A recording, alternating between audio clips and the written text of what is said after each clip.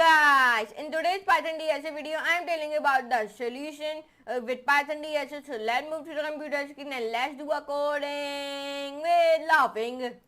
Like I have told you in my previous video, I tell you about the method in Python Dsa. So in today's video, I tell you the solution in Python Dsa. So let's talk about that. Number first, you state the problem clearly and then identify the input and output formats.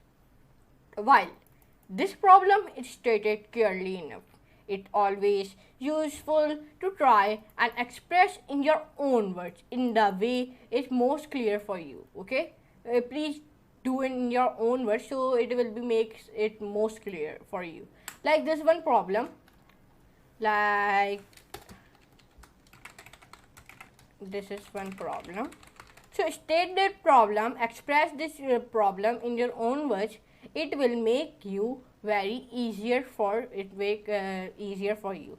Like let me express in my own words.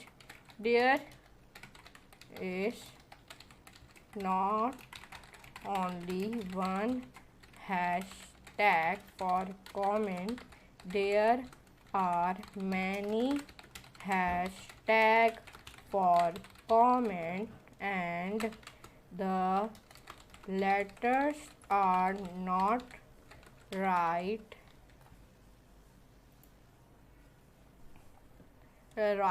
in uppercase. Like my text is like let me show you. My text is like C is small, then O, M, and E and T are bigger, and IS is bigger, and H and is smaller. Here you can see it like that. So then this one, for example, I have shown you identify the problem clearly. Okay, clearly.